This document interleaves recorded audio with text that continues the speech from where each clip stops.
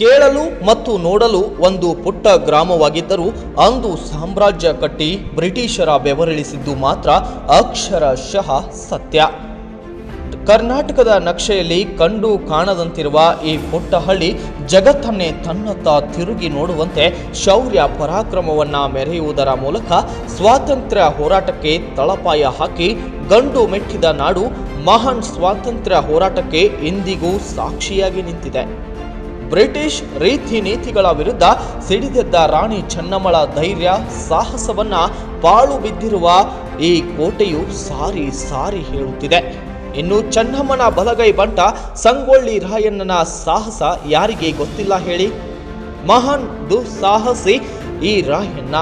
ಇಂದಿಗೂ ಕನ್ನಡಿಗರಲ್ಲಿ ರಾಯಣ್ಣನ ಹೆಸರು ಕೇಳಿದ್ರೆ ಸಾಹಸದ ಕಿಚ್ಚು ಹತ್ತುತ್ತೆ. ಮಹಿಳಾ ಪರಾಕ್ರಮಕ್ಕೆ ಮೊದಲು ಮೆಟ್ಟಿಲು ಈ ಚೆನ್ನಮ್ಮನ ಕಿತ್ತೂರು. ಸ್ವಾತಂತ್ರ್ಯ ಹೋರಾಟ ಎಂದರೆ ಸಾಕು ಮೊದಲು ನೆನಪಾಗುವುದು ಈ ಕಿತ್ತೂರು. ಪ್ರಥಮ ಸ್ವಾತಂತ್ರ್ಯ ಸಂಗ್ರಾಮಕ್ಕೂ ಮೊದಲೇ ಬ್ರಿಟಿಷರ ವಿರುದ್ಧ ನಿಮಗೇಕೆ ಕೊಡಬೇಕು ಕಪ್ಪು ಕಾಣಿಕೆ ಎಂಬ ಧ್ವನಿ ಎತ್ತಿದ್ದೆ ಈ ಚೆನ್ನಮ್ಮ. ನಿಮಗೇಕೆ ಕೊಡಬೇಕು ಕಪ್ಪ? ನೀವೇನು ಅಣ್ಣ ತಮ್ಮಂದಿರೇ, ನೆಂಟರೇ, ಇಷ್ಟರೇ, ದಯಾದಿಗಳೇ? ನಿಮಗೇಕೆ ಕೊಡಬೇಕು ಕಪ್ಪ? ನಂದಿ ಧ್ವಜವನ್ನ ಹೊತ್ತು ನಿಂತ ಕಿತ್ತೂರು ಮಣ್ಣಿನಿಂದ 1824ರಲ್ಲಿ ಜಾರಿಗೆ ಬಂದಿದ್ದ ದತ್ತು ಮಕ್ಕಳಿಗೆ ಹಕ್ಕಿಲ್ಲ ಎಂಬ ಕಾಯ್ದೆಯ ವಿರುದ್ಧ ಬಂಡೆದ್ದು ಸ್ವಾತಂತ್ರ್ಯ ಹೋರಾಟದ ಯುದ್ಧಕ್ಕೆ ತಳಪಾಯ ಹಾಕಿದ್ದು ಕಿತ್ತೂರು ರಾಣಿ ಚೆನ್ನಮ್ಮ. ಇನ್ನು ಅವಳಿಗೆ ಬಲಗೈ ಬಂಟನಾಗಿ ಜೊತೆಗೆ ನಿಂತಿದ್ದು ಕ್ರಾಂತಿವೀರ ಸಂಗೊಳ್ಳಿ ರಾಯಣ್ಣ, ಅಮಟೂರು ಬಾಳಪ್ಪ, ಗಜವೀರ್, ಬಿಚ್ಚಗತ್ತಿ ಚನ್ನಬಸಪ್ಪ, ಹೀಗೆ ಹಲವಾರು ವೀರರು ತಮ್ಮ ನಾಡಿನ ರಕ್ಷಣೆಗಾಗಿ ರಾಣಿಯ ಜೊತೆ ಕೈ ಜೋಡಿಸಿ ತಮ್ಮ ಪ್ರಾಣವನ್ನೇ ಕಿತ್ತೂರು ಮಣ್ಣಿಗಾಗಿ ಮುಡಿಪಾಗಿಟ್ಟಿದ್ದಾರೆ. ನೋಡ್ರಿ, ಆಶ್ಚರ್ಯ ಅಂತಂದ್ರೆ ಸೂರ್ಯನೇ ಮುಳುಗದ ಸಾಮ್ರಾಜ್ಯ ಬ್ರಿಟಿಷ್ ಸಾಮ್ರಾಜ್ಯ ಅಂತಕ್ಕಂಥ ಮಾತು ಇರತಕ್ಕಂಥ ಸಂದರ್ಭದಲ್ಲಿ ಆ ಬ್ರಿಟಿಷ್ ಸಾಮ್ರಾಜ್ಯದ ಒಂದು ಸೈನಿಕರಿರ್ಬೋದು, ಒಂಟಿರ್ಬೋದು, ಆಣಿರ್ಬೋದು, ಅವನ್ನೆಲ್ಲ ಏನಂತಲ್ಲ ಕಿತ್ತೂರಿನ ಹೋಲಿಕೆ ಮಾಡಿ ನೋಡಿದಾಗ ಕಿತ್ತೂರು ಅಂತ ಒಂದು ಸಣ್ಣ ಗುಬ್ಬಿಗುಡಿದ್ದಂಗೆ, ಅದು ಸಣ್ಣ ಗುಬ್ಬಿಗುಡಿದ್ದಂಗೆ ಅವ್ರು ಸುಮ್ಮನೆ ಏನು ಕಿತ್ತೂರು ಮ್ಯಾಗ ಒಂದು ದಾಳಿ ಮಾಡಿಕಾರ ಅದನ್ನು ತಗನಿ ವಸಿಬಿಡ್ಬೋದಿತ್ತು. ಆದರೆ ಏನಂತಲ್ಲ ಅವ್ರಿಗೆ ಇರ್ತಕ್ಕಂಥ ಭಯ ಏನಂತಂದ್ರೆ ಇಲ್ಲಿ ಬಂಟರು ಭಾಳ ಶೂರ್ ಇರ್ತಾರೆ. ಇಲ್ಲಿ ಈ ಕಿತ್ತೂರು ಚೆನ್ನಮ್ಮನ ಮಾರ್ಗದರ್ಶನದಲ್ಲಿ ಬೆಳೆದಿರ್ತಕ್ಕಂಥ ಬಂಟರು ಸಂಗೊಳ್ಳಿ ರಾಯಣ್ಣ ಇರ್ಬೋದು, ಅಮಟೂರು ಬಾಳಪ್ಪ ಇರ್ಬೋದು, ಗಜವೀರ ಇರ್ಬೋದು, ಬಿಚ್ಚಗತ್ತಿ ಚನ್ನಬಸಪ್ಪ ಇರ್ಬೋದು, ಆನಂತರ ವಡ್ರಿ ಯಲ್ಲಣ್ಣ ಇರ್ಬೋದು, ಹಿಮ್ಮತ್ ಸಿಂಗ್ ಇರ್ಬೋದು, ಸರ್ದಾರ್ ಗುರುಸಿದ್ದಪ್ಪಂತೂ ಮಂತ್ರಿ, ಆತಂತೂ ಮಹಾನ್ ಶೂರ. ಇಂಥ ಶೂರ್ಯರ ಪಡಿ ಏನಂತಾರೆ ಅವ್ರದ್ದು ಗುರಿ ಏನಿತ್ತಂದ್ರೆ, ನಮ್ಮ ಗುರಿ ಏನಪ್ಪ ಅಂತಂದ್ರೆ ನಮ್ಮ ಕಿತ್ತೂರು ನೆಲದ ರಕ್ಷಣೆ. ಕಿತ್ತೂರು ನೆಲದ ರಕ್ಷಣೆ ಸಲುವಾಗಿ ನಾವು ಜೀವ ಕೊಡೋಕ್ಕೂ ತಯಾರಿದ್ದೀವಿ ಅಂತಕ್ಕಂಥ ಒಂದು ಮನಸ್ಥಿತಿ ಅವ್ರದ್ದಿತ್ತು. ಆದರೆ ಬ್ರಿಟಿಷ್ ಸೈನಿಕರ ಮನಸ್ಥಿತಿ ಏನಂತಂದ್ರೆ ಅವ್ರು ಪಗಾರ ಸಲುವಾಗಿ ಯುದ್ಧ ಮಾಡ್ತಾಯಿದ್ರು ಅವರು. ಇಲ್ಲಿ ಏನಂತಲ್ಲ ಒಂದು ನೆಲದ ನಿಷ್ಠೆ ಏನಂತಲ್ಲ, ನೆಲದ ನಿಷ್ಠೆ ಮುಂದೆ ಏನಂತಲ್ಲ ಬ್ರಿಟಿಷರು ತತ್ತರಿಸಿ ಹೋಗ್ಬಿಟ್ರು ಅವರು. ಯಾಕಂದ್ರೆ ಇವತ್ತು ದುಡ್ಡಿನ ಸಲುವಾಗಿ ಕೆಲಸ ಮಾಡೋದು ಬೇರೆ, ಒಂದು ಪ್ರೀತಿ ಸಲುವಾಗಿ ನನ್ನ ತಾಯಿ ಚೆನ್ನಮ್ಮ ಸಲುವಾಗಿ ನಾವು ಜೀವ ಕೊಡೋಕ್ಕೆ ತಯಾರಿದ್ದೀವಿ, ಕಿತ್ತೂರು ಉಳ್ಸೋಕೆ ನಾವು ತಯಾರಿದ್ದೀವಿ ಅಂತಕ್ಕಂಥ ಒಂದು ಸ್ವಾಭಿಮಾನ, ಒಂದು ಸ್ವಾತಂತ್ರ್ಯ ಪ್ರೀತಿ ಏನು ಆ ಸೈನಿಕರಿಗೆ, ಆ ಬಂಟರಿಗಿತ್ತಲ್ಲ, ಅದು ಒಂದು ಅದ್ಭುತವಾಗಿರ್ತಕ್ಕಂಥ ಒಂದು ಗಟ್ಟಿಯಾಗಿರ್ತಕ್ಕಂಥ ಒಂದು ಶೌರ್ಯ ಸಾಹಸ ಅನ್ನೋದು ಏನಂತಲ್ಲ, ಅದೊಂದು ದೊಡ್ಡ ಒಂದು ತಾಕತ್ತಾಗಿ ಕಂಡು ಬಂತು ಬ್ರಿಟಿಷರಿಗೆ ಅದು. ಆದರೆ 1824ರಲ್ಲಿ ಕೆಂಪು ಮುಖದ ಕೋತಿಗಳ ಮೋಸದಾಟಕ್ಕೆ ಅಂದು ಕಿತ್ತೂರು ಸೋಲನ್ನಪ್ಪಿತ್ತಾದರೆ ವೀರ ಯೋಧರನ್ನ ಹುಟ್ಟುಹಾಕಿ ಸ್ವಾತಂತ್ರ್ಯದ ಕಿಡಿ ದೇಶದೆಲ್ಲೆಡೆ ಹೊತ್ತಿಸಿ ಧೈರ್ಯ ಮತ್ತು ದುಸ್ಸಾಹಸವು ಮಹಿಳೆಯರ ಗಟ್ಟಿತನಕ್ಕೆ ಸಾಕ್ಷಿಯಾಗಿ ನಿಂತಿದೆ. ಇನ್ನು ಕೋಟೆಯ ಇತಿಹಾಸವನ್ನ ಮೆಲುಕು ಹಾಕಿ ನೋಡಿದ್ರೆ ಗೋವೆಯ ಕದಂಬರ ಕಾಲದಲ್ಲಿ ಕೋಟೆ ನಿರ್ಮಾಣದ ಉಲ್ಲೇಖವಿದೆ. ಆದರೂ ಸಂಸ್ಥಾನದ 5ನೇ ದೊರೆಯಾಗಿದ್ದ ಅಲ್ಲಪ್ಪ ಗೌಡ ದೇಸಾಯಿ ತನ್ನ ಆಡಳಿತ ಅವಧಿಯಲ್ಲಿ ಅಂದರೆ 1660ರಿಂದ 1691 ಅವಧಿಯಲ್ಲಿ ಅರಮನೆ ಕಟ್ಟಿಸಿದ್ದ ಎಂದು ಇತಿಹಾಸಕಾರರು ಹೇಳುತ್ತಾರೆ. ಆನಂತರ ಈ ಕೋಟೆಯ ಒಂದು ಕಟ್ಟಿದ ಬಗ್ಗೆ ಏನಿದೆಯಲ್ಲ, ಅರಮನೆ ಕಟ್ಟಿದ ಬಗ್ಗೆ, ಇನ್ನು ಕೋಟೆ ಬಗ್ಗೆ ಮೊದಲು ಬಂದಾಗ ಏನಂತಲ್ಲ, ಗೋವೆ ಕದಂಬರು ಹಲಸಿ 1200 ಅಂತಕ್ಕಂಥ ಒಂದು ಇತಿಹಾಸ ಬರ್ತಾ ಇದೆ. ಆ ಹಲಸಿ 1200 ಅಲ್ಲಿ ಬರ್ತಕ್ಕಂಥ ಇತಿಹಾಸದಲ್ಲಿ ಕಿತ್ತೂರು 30 ಅಂತಕ್ಕಂಥ ಒಂದು ಉಲ್ಲೇಖ ಕೂಡ ಬರ್ತಾ ಇದೆ. ಕಿತ್ತೂರು 30 ಅಂತಂದ್ರೆ ಆ ಕಿತ್ತೂರು ಗ್ರಾಮ, ಕಿತ್ತೂರಿನ ಸುತ್ತಮುತ್ತಲು ಸಂಬಂಧಪಟ್ಟಿರ್ತಕ್ಕಂಥ 30 ಗ್ರಾಮಗಳು, ಆ 30 ಗ್ರಾಮಗಳಿಗೆ ಕಿತ್ತೂರು ಕೇಂದ್ರ ಸ್ಥಾನ ಆಗಿತ್ತು ಅನ್ನೋದು ಬಹಳ ಮಹತ್ವದ ಸಂಗತಿ. ಈ ಹಿನ್ನೆಲೆಯಲ್ಲಿ ಆ ಗೋವೆ ಕದಂಬರ ಕಾಲದಿಂದಲೂ ಈ ಕೋಟೆ ನಿರ್ಮಾಣವಾಗಿದೆ. ತದನಂತರ ಅರಮನೆ ಕೂಡ ಆವಾಗಲೇ ಆಗಿದೆ ಅಂತಕ್ಕಂಥ ಒಂದು ಹೊಂಡೆ ಬಸವಣ್ಣನ ಗುಡಿ ಇರತಕ್ಕಂಥ ಒಂದು ಶಿಲಾಶಾಸನ ಪ್ರಕಾರ ಕೂಡ ತಿಳಿದು ಬರ್ತಾ ಇದೆ. ಆದರೆ ನಮಗೆ ಸಾಮಾನ್ಯವಾಗಿ ಕಂಡು ಬರೋದು ಏನಂತಂದ್ರೆ ಕಿತ್ತೂರು ಸಂಸ್ಥಾನದ 5ನೇ ದೊರೆ ಅಂದರೆ 1660ರಿಂದ 1691 ಸುಮಾರು 30 ವರ್ಷಗಳ ಕಾಲ ಆಗಿರ್ತಕ್ಕಂಥ ಅಲ್ಲಪ್ಪಗೌಡ ದೇಸಾಯಿ 5ನೇ ದೊರೆ ಏನದಲ್ಲ ಈ ಕೋಟೆಯಲ್ಲಿರ್ತಕ್ಕಂಥ ಅರಮನೆ ಕಟ್ಟಿಸಿದ ಅಂತ ಕೆಲವು ದಾಖಲೆ ಅದಾವೆ. ಇನ್ನು ಕೆಲವರ ದಾಖಲೆ ಪ್ರಕಾರ ಏನಿದೆಯಲ್ಲ ಆ ಅರಮನೆಯನ್ನು ಮತ್ತು ಕೋಟೆಯನ್ನು ಆತ ದುರಸ್ತಿಪಡಿಸಿದ ಅಂತಕ್ಕಂಥ ಮಾತು ಕೂಡ ಇದೆ. ಅದೇನೇ ಇದ್ದರೂ ಕೂಡ ಅಲ್ಲಪ್ಪಗೌಡನ ಕಾಲದಲ್ಲಿ ಈ ಅರಮನೆ ಮತ್ತು ಕೋಟೆಗೆ ಒಂದು ಕಾಯಕಲ್ಪ ಬಂತು. ಅದರ ಜೊತೆಗಿನ ಮಹತ್ವದ ವಿಷಯ ಏನಂತಂದ್ರೆ ಈ ಸಂಸ್ಥಾನಕ್ಕೆ ಮಾರ್ಗದರ್ಶನ ಮತ್ತು ಆಶೀರ್ವಚನ ನೀಡ್ತಕ್ಕಂಥ ಗುರುಪೀಠ ಕಲ್ಮಠದ ಶ್ರೀಗಳ ಮಠ ಏನಿದೆಯಲ್ಲ, ಕಲ್ಮಠ ಅಂತ ಏನಿದೆಯಲ್ಲ, ಆ ಕಲ್ಮಠ ಕೂಡ ಅರಮನೆ ಸಮೀಪನೇ ಇರಲಿ ಅಂತ ಹೇಳ್ತಾರೆ ಅಂತಲ್ಲ ಅಲ್ಲಪ್ಪಗೌಡ ದೇಸಾಯಿ ಆ ಕಲ್ಮಠವನ್ನು ಕಟ್ಟಿಸಿದ ಅಂತಕ್ಕಂಥ ಒಂದು ದಾಖಲೆ ಕೂಡ ಇಲ್ಲಿ ಕಂಡು ಬರ್ತಾ ಇದೆ. ಇನ್ನು ಆ ಕಾಲದಲ್ಲಿಯೇ ಅರಮನೆಯಲ್ಲಿ ಪ್ಲಂಬರ್ ವ್ಯವಸ್ಥೆಯನ್ನ ಸಹ ಮಾಡಲಾಗಿತ್ತು. ಹಿತ್ತಾಳೆಯಿಂದ ಮಾಡಿದ ಕೊಳವೆಗಳ ಮೂಲಕ ನೀರು ಸರಬರಾಜು ಮಾಡಲಾಗುತ್ತಿತ್ತು. ಆ ಪುರಾವೆಗಳು ಈಗಲೂ ಸಹ ನೋಡಲು ಕಾಣಸಿಗುತ್ತವೆ. ಅವುಗಳು ಪೋರ್ಚುಗೀಸರ ಕೊಡುಗೆಯಾಗಿದ್ದು ಕಿತ್ತೂರಿನಲ್ಲಿ ಬೆಳೆಯುತ್ತಿದ್ದ ಅಕ್ಕಿಯನ್ನ ಪೋರ್ಚುಗೀಸರು ಬಹಳ ಇಷ್ಟಪಡುತ್ತಿದ್ದರು. ಅದೇ ಕಾರಣಕ್ಕಾಗಿ ಅಕ್ಕಿಯನ್ನು ಅವರು ತೆಗೆದುಕೊಂಡು ನೀರು ಸರಬರಾಜು ಮಾಡಲು ಕೊಳವೆ ವ್ಯವಸ್ಥೆ ಮಾಡಿಕೊಟ್ಟಿದ್ದರು ಎಂದು ಇತಿಹಾಸಕಾರರು ಹೇಳುತ್ತಾರೆ. ಪೋರ್ಚುಗೀಸರ ಒಂದು ಕೊಡುಗೆ ಏನಂತಂದ್ರೆ ಈಗ ನೀವು ನೋಡಿರ್ಬೋದು ಆ ಅರಮನೆಯೊಳಗೆ ಪ್ಲಂಬರ್ ಅಂತ ಕೊಳವೆ ವ್ಯವಸ್ಥೆ ಇದೆ, ನೀರಿನ ವ್ಯವಸ್ಥೆ, ಅವು ಹಿತ್ತಾಳಿದಾವೆ. ಅದು ಯಾರ್ದಂತಂದ್ರೆ ಅದು ವಾಸ್ತು ಯಾರದು ಅಂತಂದ್ರೆ ಪೋರ್ಚುಗೀಸರ ವಾಸ್ತು. ಅದು ಪೋರ್ಚುಗೀಸರು ಏನಂತಲ್ಲ ಅದನ್ನು ಅವರ ಅಕ್ಕಿ ಮೇಲೆ ಪ್ರೀತಿಯಿಂದ ಏನಂತಲ್ಲ ಆ ಅರಮನೆಯಲ್ಲಿ ಆ ಹಿತ್ತಾಳೆಯ ಪೈಪ್ನಿಂದ ಏನಂತಲ್ಲ ನೀರಿನ ಸರಬರಾಜು ಮಾಡ್ತಕ್ಕಂಥ ಒಂದು ವ್ಯವಸ್ಥೆಯನ್ನು ಕೂಡ ಮಾಡಿ ಈಗಲೂ ಕೂಡ ಅದಾವು. ಕೆಲವು ಗುರುತನ್ನು ನೋಡ್ಬೋದು, ಕೆಲವು ಹಿತ್ತಾಳೆ ಕೊಳವೆಗಳನ್ನು ಕೂಡ ನೋಡ್ಬೋದು. ಒಟ್ಟಾರೆ ಏನೈತಲ್ಲ ಒಂದು ಕಾಲದಲ್ಲಿ ತನ್ನದೇ ಆಗಿರತಕ್ಕಂಥ ಶ್ರೀಮಂತಿಕೆಯಿಂದ ಬೆಳೆದಿರ್ತಕ್ಕಂಥ ಮೆರೆದಿರ್ತಕ್ಕಂಥ ವಿಶೇಷವಾಗಿರತಕ್ಕಂಥ ಶ್ರೀಮಂತ ಸಂಸ್ಥಾನ ಯಾವುದಾದ್ರೂ ಇದ್ದರೆ ಅದು ಕಿತ್ತೂರು ಸಂಸ್ಥಾನ ಅಂಥೇಳಿದ್ರೆ ಅಡ್ಡಿ ಇಲ್ಲ. ಅದಕ್ಕೆ ಒಂದು ಪ್ರತಿರೂಪವಾಗಿ ಕೋಟೆ ಅರಮನೆ ಕೂಡ ಇತ್ತು ಅನ್ನೋದು ಇಲ್ಲಿ ಬಹಳ ಮುಖ್ಯವಾಗಿರತಕ್ಕಂಥ ಸಂಗತಿ. ಸ್ವಾತಂತ್ರ್ಯ ಹೋರಾಟದ ಕಿಚ್ಚಿಗೆ ಸಾಕ್ಷಿಯಾಗಿ ನಿಂತ ಪಾಳು ಬಿದ್ದ ಕೋಟೆ. ಅಂದು ಜಗತ್ತನ್ನೇ ಗೆದ್ದು ಬೀಗಲು ಹೊರಟಿದ್ದ ಆಂಗ್ಲರಿಗೆ ನಡುಕ ಹುಟ್ಟಿಸಿದ ಕಿತ್ತೂರು ಕೋಟೆ ಇಂದು ಪಾಳು ಬಿದ್ದು ಕೇವಲ ಸ್ವಾತಂತ್ರ್ಯ ಹೋರಾಟದ ಪುರಾವೆಗಳಿಗೆ ಸಾಕ್ಷಿಯಾಗಿ ನಿಂತಿದೆ. ಒಟ್ಟು 23 ಎಕರೆ ಆವರಣದಲ್ಲಿ 4 ಎಕರೆ ವಿಸ್ತೀರ್ಣದಲ್ಲಿ ಕಿತ್ತೂರು ಕೋಟೆ ವಿಜೃಂಭಿಸುತ್ತಿತ್ತು. ಆದರೆ ದುರಂತದ ಸಂಗತಿ ಎಂದರೆ ಕಿತ್ತೂರು ಪ್ರವಾಸಿಗರಿಗೆ ಅರಮನೆಯ ತಳಪಾಯ ಮತ್ತು ಬಿದ್ದು ಹೋದ ಗೋಡೆಗಳು ಮಾತ್ರ ನೋಡಲು ಸಿಗುತ್ತಿವೆ.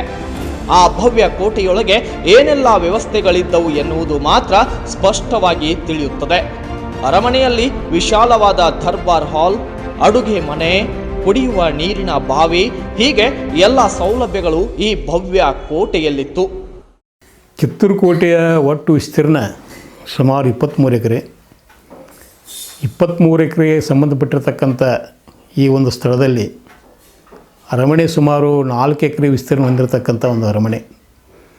ಅರಮನೆಯಲ್ಲಿ ಒಂದು ದರ್ಬಾರ್ ಹಾಲು, ಅಡುಗೆ ಮನೆ, ದೇವರ ಕೋಣೆ, ಆಮೇಲೆ ಅಡುಗೆ ಮನೆ ಇರತಕ್ಕಂಥ ಮೊಸರು ಇರತಕ್ಕಂಥ ಒಂದು ಕಲ್ಲಿನ ಪಾತ್ರೆ ಥರ, ಅದೇ ರೀತಿ ಅರಮನೆ ಒಳಗೆ ಬಾವಿಗಳು, ಒಂದು ಬಾವಿ ಅಂತೂ ಪ್ರತಿ ದಿವಸ ನೀರು ಉಪಯೋಗ ಮಾಡೋ ಸಲುವಾಗಿ, ಇನ್ನೊಂದು ಏನಂತ ಒಂದು ಗುಪ್ತ ಬಾವಿ ಕೂಡ ಇದೆ ಇಲ್ಲಿ.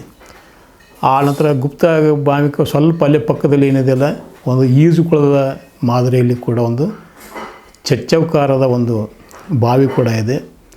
ಅರಮನೆಯಲ್ಲಿ ಧ್ರುವ ನಕ್ಷತ್ರವನ್ನು ನೋಡ್ತಕ್ಕಂಥ ಒಂದು ದುರ್ಬಿಣಿ ಥರ ಕೂಡ ಅಲ್ಲಿ ಒಂದು ವ್ಯವಸ್ಥೆ ಕೂಡ ಇದೆ. ಆ ನಂತರ ಕೋಟೆಯಿಂದ ಹೊರಗೆ ಬರ್ತಕ್ಕಂಥ ಗುಪ್ತವಾಗಿ ವೈರಿಗಳು ಆಕ್ರಮಣ ಮಾಡಿದಾಗ ಹೊರಗೆ ಬರೋ ಕೋಟೆಯಿಂದ ಹೊರಗೆ ಬರುವ ಸಲುವಾಗಿ ಒಂದು ಗುಪ್ತ ಮಾರ್ಗ ಕೂಡ ಇದೆ. ಧೈರ್ಯದ ಸಂಕೇತವಾದ ಈ ಶ್ರೀಮಂತ ಕೋಟೆಯನ್ನು ಬ್ರಿಟಿಷರೇ ನಾಶ ಮಾಡಿದ್ರ? ಚೆನ್ನಮ್ಮಳನ್ನು ಸೆರೆ ಹಿಡಿದಿದ್ದರೂ ತಲೆ ಎತ್ತಿ ನಿಂತ ಕೋಟೆ ಆಂಗ್ಲರ ನಿದ್ದೆಗೆಡಿಸಿತ್ತ? S, 1824ರಲ್ಲಿ Kittur Rani ಚೆನ್ನಮ್ಮಳನ್ನ East India ಕಂಪನಿಯು ಮೋಸದಿಂದ ಸೆರೆ ಹಿಡಿದು ಚೆನ್ನಮ್ಮಳನ್ನ ಬಂದಿಖಾನೆಯಲ್ಲಿ ಇಡಲಾಗುತ್ತೆ. ಕಿತ್ತೂರನ್ನ ತನ್ನ ವಶಕ್ಕೆ ಪಡೆದು ಕೋಟೆಯ ಮೇಲೆ ತನ್ನ ಧ್ವಜವನ್ನ ನೆಡಲಾಗುತ್ತೆ. ಇಷ್ಟೆಲ್ಲ ಆದ್ರೂ ಕೂಡ ಕಿತ್ತೂರಿನ ಮೇಲೆ ಆಂಗ್ಲರಿಗೆ ಇರುವ ಭಯ ಮಾತ್ರ ಕಡಿಮೆಯಾಗಿರಲಿಲ್ಲ. ಆಕಾಶದೆತ್ತರಕ್ಕೆ ತಲೆ ಎತ್ತಿ ನಿಂತಿದ್ದ ಈ ಕೋಟೆ ಇನ್ನೊಮ್ಮೆ ಮಹಾನ್ ವೀರರನ್ನ ಹುಟ್ಟು ಹಾಕಿದರೆ ನಮಗೆ ಉಳಿಗಾಲವಿಲ್ಲವೆಂದು ತಿಳಿದ ಅಂದಿನ ದುಷ್ಟ ಗವರ್ನರ್ ಚಾಪ್ಲೇನ್ ಮುಂದೆ ನಿಂತು ಕೋಟೆಯನ್ನ ಸರ್ವನಾಶಗೊಳಿಸಿದ ಎಂದು ಇತಿಹಾಸದಲ್ಲಿ ಉಲ್ಲೇಖಿಸಲಾಗಿದೆ. ಇನ್ನು ಹಲವೆಡೆ ಚೆನ್ನಮ್ಮ ಸೋತ ನಂತರ ಬ್ರಿಟಿಷರು ಕೋಟೆಯನ್ನ ದುರಸ್ತಿಗೊಳಿಸಿದ್ದರು ಎಂದು ಹೇಳಲಾಗುತ್ತದೆ. ಆದರೆ ಇದು ಎಷ್ಟು ಸತ್ಯ ಎನ್ನುವುದು ಮಾತ್ರ ಖಚಿತವಾಗಿ ಗೊತ್ತಿಲ್ಲ. ಆದರೆ ಒಂದು ಮಾತ್ರ ನಿಜ, ನಾವೇ ಎಲ್ಲ ಎಂದು ಬೀಗುತ್ತಿದ್ದ ಆಂಗ್ಲರ ಹೆಡೆಮುರಿಯನ್ನ ಕಿತ್ತೂರು ವೀರರು ಅಂದೇ ಕಟ್ಟಿಬಿಟ್ಟಿದ್ದರು. ಕೆಲವು ಮಂದಿ ಏನು ಮಾಡ್ತಾರೆ, ಕಿತ್ತೂರು ಚೆನ್ನಮ್ಮ 1824 ಡಿಸೆಂಬರ್ ಮೊದಲೇ ವಾರದಾಗ ಆಕೆ ಸೋತ ನಂತರ ಬೈಲಹೊಂಗಲೊಳಗೆ ಗ್ರಹ ಬಂಧನ ಇಟ್ಟ ನಂತರ ಕೆಲವು ಜನರ ಅಭಿಪ್ರಾಯ ಪ್ರಕಾರ ಏನಂತಲ್ಲ, ಬ್ರಿಟಿಷರು ಆ ಅರಮನೆಯನ್ನು ತಮ್ಮ ಸ್ವಾಧೀನ ತೆಗೆದುಕೊಂಡು ಸ್ವಲ್ಪ ದುರಸ್ತಿಪಡಿಸೋರು ಕೆಲವು ಇದ್ದರು ಅಂತ ಕೆಲವು ದಾಖಲೆ ಹೇಳ್ತಾವೆ. ಇನ್ನು ಮಂದಿ ಅಂತಾರೆ ಇಲ್ಲ, ಚಾಪ್ಲಿನ್ ಅಂತಕ್ಕಂಥ ತ್ಯಾಕ್ರೆ ಸತ್ನಂದ್ರೆ ಚಾಪ್ಲಿನ್ ಬರ್ತಾನಲ್ಲ, ಚಾಪ್ಲಿನ್ ಏನು ಮಾಡ್ತಾನೆ, ಈ ಅರಮನೆ ಇತ್ತು ಅಂತಂದ್ರೆ ಕಿತ್ತೂರು ಚೆನ್ನಮ್ಮನ ಸ್ವಾತಂತ್ರ್ಯದ ಪ್ರೇರಣೆ ಜನಸಾಮಾನ್ಯರಿಗೆ ಆಗೋ ಮುಖಾಂತರ ಅವ್ರು ದಂಗೆ ಹೇಳ್ಬೋದಲ್ಲ, ಅದಕ್ಕೆ ಅರಮನೆ ಪ್ರೇರಣೆ ಆಗ್ಬೋದಲ್ಲ ಅಂತಕ್ಕಂಥ ಕಾರಣದಿಂದ ಸ್ವತಃ ನಿತ್ ಆ ಅರಮನೆ ಕೆಡಿಸ್ತಾನೋ, ಪೂರ್ತಿ ಕೆಡುವಿದ್ದಾನೋ, ಮತ್ತು ಸಾಕಷ್ಟು ಜನ ಡಂಗರ ಹೊಡಿಸ್ತಾನೋ. ಈ ಅರಮನೆ ಕಲ್ಲುಗಳನ್ನು ಏನತ್ತಲ್ಲ, ಕಲ್ಲು ಕಟ್ಟಿಗೆಗಳನ್ನ ನೀವು ಪುಕ್ಕಟ್ಟು ಒಯ್ಯಬಹುದು ಅಂತ. ಈಗ ಇವತ್ತಿಗೂ ಕೂಡ ಅರಮನೆ ಕಟ್ಟಿಗೆ ಎಲ್ಲಿದಾವೆ ಅಂತಂದ್ರೆ ಹುಬ್ಬಳ್ಳಿ 3000 ಮಠ, ದಾಡ್ ಸಮೀಪ ಬರ್ತಕ್ಕಂಥ ಅಮ್ಮಿನಬಾಯಿ ಮಠ, ನಮ್ಮ ಗೋಕಾಕ್ ತಾಲೂಕಿನ ಅಂಕಲಿಗೆ ಅಡ್ಯಾಪನ ಅಂಕಲಿ ಅಂತಲ್ಲ, ಆ ಮಠದಲ್ಲಿ ಏನಂತಲ್ಲ ಕಾಷ್ಟಶಿಲ್ಪ ಅಂತಾರೆ. ಅದಕ್ಕೆ ಕಟ್ಟಿಗೆಯಿಂದ ದೊಡ್ಡ ಎತ್ತರದ ಕಂಬಗಳು, ತೊಲೆಗಳು, ಬೋಧುಗಳು ಮತ್ತು ಜಯಂತಿ ಅವೆಲ್ಲ ಕಟ್ಟಿಗೆ ಅಂತಲ್ಲ ಈ 3000 ಮಠ, ಅಮ್ಮಿನಬಾಯಿ ಮಠ, ನಂತರ ಅಂಕಲಿಗೆ ಮಠದಲ್ಲಿ ಇನ್ನೂ ಅದಾವು, ನೋಡ್ಬೋದು ಅವು ನೀವು. ಅಂದು ಅವರು ಬಿಟ್ಟು ಹೋದ ವಸ್ತುಗಳನ್ನ ಇಂದಿಗೂ ತನ್ನ ಮಡಿಲಲ್ಲಿ ಹೊತ್ತು ನಿಂತಿದೆ ವಸ್ತು ಸಂಗ್ರಹಾಲಯ. ಇನ್ನು ಈ ಸ್ಥಳದಲ್ಲಿ ಪುರಾತತ್ವ ಶಾಸ್ತ್ರದ ವಸ್ತು ಸಂಗ್ರಹಾಲಯ, ಕಿತ್ತೂರು ರಾಣಿ ಚೆನ್ನಮ್ಮ ಸ್ಮಾರಕ, ಸರ್ಕಾರಿ ವಸ್ತು ಸಂಗ್ರಹಾಲಯ, ಕಿತ್ತೂರನ್ನ ಕರ್ನಾಟಕ ಸರ್ಕಾರದ ರಾಜ್ಯ ಪುರಾತತ್ವ ಮತ್ತು ವಸ್ತು ಸಂಗ್ರಹಾಲಯವು ನಿರ್ವಹಿಸುತ್ತದೆ. ಇಲ್ಲಿರುವ ಈ ಮ್ಯೂಸಿಯಂ ಅನ್ನ 10 ಜನವರಿ 1967ರಂದು ಅಂದಿನ ಪ್ರಧಾನಿ ಇಂದಿರಾ ಗಾಂಧಿಯವರು ಉದ್ಘಾಟಿಸಿದರು.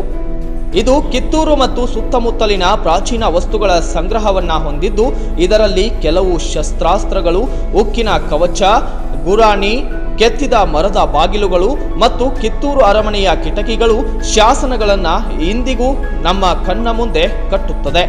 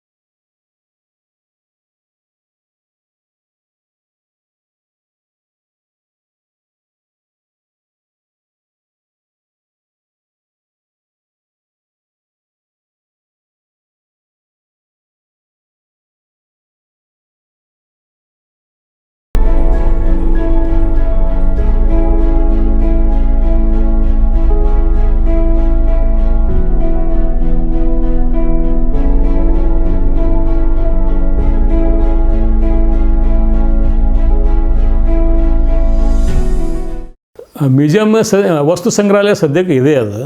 ಅದು ಒಬ್ಬರು ಪ್ರಾಚ್ಯ ವಸ್ತು ಇಲಾಖೆಯವರು ರಾಘವೇಂದ್ರ ಅಂತೇಳಿ ಸಂಬಂಧಪಟ್ಟಿರ್ತಕ್ಕಂಥ ಅಧಿಕಾರಿ ಇದ್ದಾರೆ. ಕಿತ್ತೂರು ಸಂಸ್ಥಾನಕ್ಕೆ ಸಂಬಂಧಪಟ್ಟಿರ್ತಕ್ಕಂಥ ಅರಮನೆಯ ಕಿಡಿಕಿಯ ಜಾಲಂಧರ ಅಂತಂತಲ್ಲ, ಜಾಲಂಧರ ಇರ್ಬೋದು, ಸ್ವಲ್ಪ ಕಾಷ್ಟಶಿಲ್ಪ ಅಲ್ಲಿದ್ದಾವೆ. ಇನ್ನು ಚಿಲ್ಕತ್ತುಗಳು ಯುದ್ಧವಾಗ ಕಬ್ಬಿಣದ ಅಂಗಿ ಶರ್ಟ್ ಅಂತಾರೆ, ಬನಿಯನ್ ಚಿಲ್ಕತ್ತು ಅಂತಾರೆ. ಅವು ಚಿಲ್ಕತ್ತು, ಖಡ್ಗ, ಕುಡುಗೋಲು, ಆಮೇಲೆ ಒಂದಷ್ಟು ಜಾನಪದ ಅಂಶ ಒಳಕಲ್ಲು, ಒಣಿಕಿ, ಹಂಡೆ ಎಲ್ಲ ವಸ್ತು ಪ್ರದರ್ಶನ ಇಟ್ಟಾರ ಅವನು ಇನ್ನೂ ಅದಾವು. ಅಷ್ಟೇ ಅಲ್ಲ 1824ರಲ್ಲಿಯೇ ಬ್ರಿಟಿಷರ ವಿರುದ್ಧ ಚೆನ್ನಮ್ಮ ವಿಜಯ ಪತಾಕೆಯನ್ನ ಹಾರಿಸಿದಾಗ ಕಿತ್ತೂರು ವಿಜಯೋತ್ಸವವನ್ನ ಆಚರಿಸಿದೆ. ನಂತರ ಮುಖ್ಯಮಂತ್ರಿ ಎಸ್ ಬಂಗಾರಪ್ಪರವರ ಅವಧಿಯಿಂದ ಪ್ರತಿ ವರ್ಷ ಅದ್ದೂರಿಯಾಗಿ ಕಿತ್ತೂರು ಉತ್ಸವವನ್ನ ಆಚರಿಸಲಾಗುತ್ತದೆ. ಕಿತ್ತೂರಿನ ಇತಿಹಾಸ, ಪರಾಕ್ರಮ, ರಾಣಿ ಚೆನ್ನಮ್ಮನ ಸಾಹಸಗಳನ್ನು ದೇಶದೆಲ್ಲೆಡೆ ಸಾರಲು ಈ ಉತ್ಸವವನ್ನ ಆಚರಣೆ ಮಾಡಲಾಗುತ್ತಿದ್ದು, ಉತ್ತರ ಕರ್ನಾಟಕದ ಬಹುದೊಡ್ಡ ಜಾತ್ರೆಯಂತೆ ಈ ಉತ್ಸವ ನಡೆಯುವುದು ಇಲ್ಲಿನ ವಿಶೇಷವಾಗಿದೆ.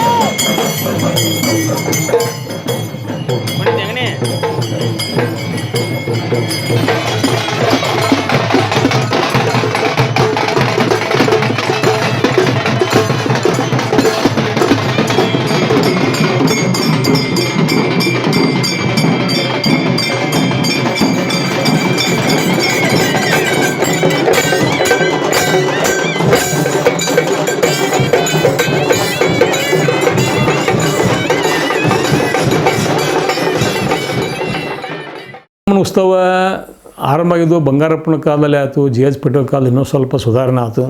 ಆ ಕಿತ್ತೂರು ಉತ್ಸವವನ್ನು ಮಾಡ್ತಕ್ಕಂಥ ಕಾರಣ ಏನು ಅಂತಂದರೆ, ಕಿತ್ತೂರಿಗೆ ಸಂಬಂಧಪಟ್ಟಿರ್ತಕ್ಕಂಥ ಇತಿಹಾಸ ಇರ್ಬೋದು, ಶೂರರಿರ್ಬೋದು, ಚೆನ್ನಮ್ಮನ ಶೌರ್ಯ ಸಾಹಸ ಇರ್ಬೋದು, ಇವೆಲ್ಲವೂ ಕೂಡ ಪ್ರಸ್ತುತ ಪೀಳಿಗೆಗೆ ಸಾಗಲಿ ಅಂತಕ್ಕಂಥ ಹಿನ್ನೆಲೆ ಇಟ್ಕೊಂಡು ಅಂತಲ್ಲ ಅಲ್ಲಿ ವೀರಜ್ಯೋತಿ ಅಂತ ಇರೋದು, ಆನಂತರ ಮೆರವಣಿಗೆ ಮಾಡೋದು, ಆ ಉದ್ಘಾಟನೆ ಅಂತೂ ಒಬ್ಬ ಗಣ್ಯ ವ್ಯಕ್ತಿಗಳನ್ನು ಕರೆಸಿ ಉದ್ಘಾಟನೆ ಮಾಡೋದು, ವಿಚಾರ ಸಂಕಿರಣ ಭಾಳ ಮುಖ್ಯವಾಗಿದ್ದು. ವಿಚಾರ ಸಂಕಿರಣ ಮಾಡೋ ಮುಖಾಂತರ ವಿಶ್ವವಿದ್ಯಾಲಯ ಮತ್ತು ಅನೇಕ ಇತಿಹಾಸ ತಜ್ಞರನ್ನು ಕರೆಸಿ ಅವರು ಉಪನ್ಯಾಸವನ್ನು ನೀಡುವ ಮುಖಾಂತರ ಆ ಹಿಂದಿನ ಒಂದು ವೈಭವವನ್ನು ಮರುಕಳಿಸುವ ನಿಟ್ಟಿನಲ್ಲಿ ವಿಚಾರ ಸಂಕಿರಣ ತನ್ನದೇ ಆಗಿರತಕ್ಕಂಥ ಒಂದು ಪ್ರಾಮುಖ್ಯವಾಗಿರತಕ್ಕಂಥ ಕೆಲಸವನ್ನು ಕೂಡ ಮಾಡ್ತು. ಒಟ್ಟಿನಲ್ಲಿ ಇತಿಹಾಸ ಪುಟದಲ್ಲಿ ತನ್ನದೇ ಛಾಪು ಮೂಡಿಸಿದ ಕಿತ್ತೂರು ಕೋಟೆ ಇನ್ನೂ ಅಭಿವೃದ್ಧಿಯಾಗಬೇಕಿದೆ. ಮುಂದಿನ ಪೀಳಿಗೆಗೆ ಚೆನ್ನಮ್ಮನ ಸಾಹಸ ಕಾರ್ಯವನ್ನ ನೋಡಿ ಕಣ್ತುಂಬಿಕೊಳ್ಳಬೇಕಾದರೆ ಈ ಕೋಟೆಯ ಅಭಿವೃದ್ಧಿಯತ್ತ ಸರ್ಕಾರ ಮತ್ತು ಕಿತ್ತೂರು ಪ್ರಾಧಿಕಾರ ಇನ್ನಷ್ಟು ಗಮನ ಹರಿಸಬೇಕಿದೆ. ಒಟ್ಟಿನಲ್ಲಿ ಸೂರ್ಯ ಮುಳುಗದ ಸಾಮ್ರಾಜ್ಯವನ್ನ ಕಟ್ಟಲು ಹೊರಟಿದ್ದ ಬ್ರಿಟಿಷರ ವಿರುದ್ಧ ಕಿತ್ತೂರು ವೀರರು ತೊಡೆತಟ್ಟಿ ನಿಂತದ್ದು ಇಲ್ಲಿರುವ ವೀರರ ಪರಾಕ್ರಮ, ರಾಣಿ ಚೆನ್ನಮ್ಮನ ಶೌರ್ಯದ ಮುಂದೆ ಆಂಗ್ಲರು ನಡುಗಿ ಹೋಗಿದ್ದರು ಎನ್ನುವುದಕ್ಕೆ ಈ ಕಿತ್ತೂರು ಸಾಕ್ಷಿಯಾಗಿದೆ. ಇದು ಕರ್ನಾಟಕಕ್ಕೆ ಒಂದು ಹೆಮ್ಮೆಯ ಸಂಗತಿಯೇ ಸರಿ. ಇದು ಈ ಹೊತ್ತಿನ ವಿಶೇಷ. ಮತ್ತೊಂದು ಇಂತಹದೇ ವಿಶೇಷದೊಂದಿಗೆ ನಾವು ಬರ್ತೀವಿ. ಅಲ್ಲಿಯವರೆಗೂ BV ನ್ಯೂಸ್ ಚಾನೆಲ್ ಅನ್ನ ಸಬ್ಸ್ಕ್ರೈಬ್ ಮಾಡಿ, ಲೈಕ್ ಮಾಡಿ ಮತ್ತು ಶೇರ್ ಮಾಡಿ. Thanks for watching. Read, discuss and debate with editor Dr. Yan Prashant Rao. Wanted reporters in print, digital and visual media for Bharat Vaibhav Daily Newspaper, BV News Channel and BV Fast Web News from all the talukas of Karnataka. If interested, send your resume to 9482633333.